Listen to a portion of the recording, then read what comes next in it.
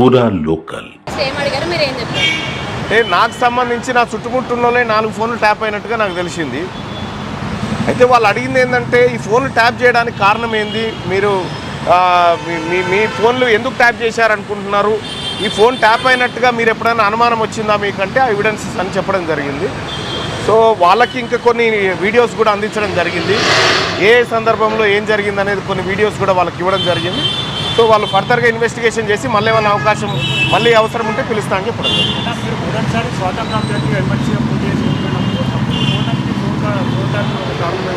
100% అదే phone tapping అప్పుడు జరుగుతూనే ఉంది.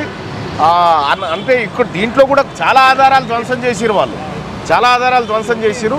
నేను అప్పుడు ఎన్నికల్లో పోటీ చేస్తున్నటువంటి సమయంలోనే ఇక మా వాళ్ళ అనుచరులు అందరి ఫోన్లు అక్కడే ట్యాప్ చేసిరు. అన్నీ ఎవరెవరితో మాట్లాడుతున్నారు, ఎవరెవరితో ప్రజల్ని కలుస్తూ ఉన్నారు, ఎన్నికలను టార్గెట్గా వాళ్ళు ఫోన్లు ట్యాప్ చేసినారు. వాళ్ళ అధికారం నిలుపుకోవడానికి చేసినటువంటి ప్రతి దుర్మార్గాల్లో ఇది పెద్ద దుర్మార్గం.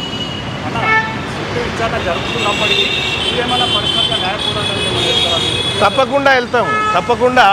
ఎందుకంటే మా వ్యక్తిగత హక్కులను హరించినటువంటి కల్వకుంట్ల చంద్రశేఖరరావు కుటుంబం మీద ఆ రోజు ఉన్నటువంటి అధికారుల మీద ఖచ్చితంగా చర్యలకు మేము న్యాయస్థానాలను కూడా ఆశ్రయిస్తాం. అంటే ఒకటి ఇది ఒక ఆయన బాధితుడే, నా లెక్క ముఖ్యమంత్రి రేవంత్ రెడ్డి గారు కూడా బాధితుడే. ఆయన ఫోన్లు ట్యాప్ అయినాయి, మా ఫోన్లు ట్యాప్ అయినాయి, అన్ని ఫోన్లు ట్యాప్ అయినాయి. అప్పుడు నేను ఒకటి ఏమంటున్నా అంటే ఇది చాలా తీవ్రమైన నేరం.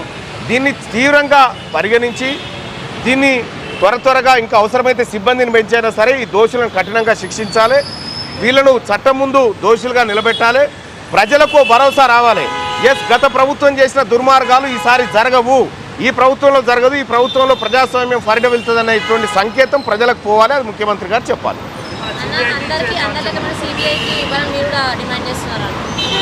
సిబిఐకి ఇవ్వాలి అనేది కాదు, కానీ ఇందులో ఈ సిట్ ఎంతవరకు న్యాయం చేయగలుగుతుందో పరిశీలించిన తర్వాత చెప్తాం. ముందే ఈ సిట్టును బదనాం చేయడం ఎందుకు?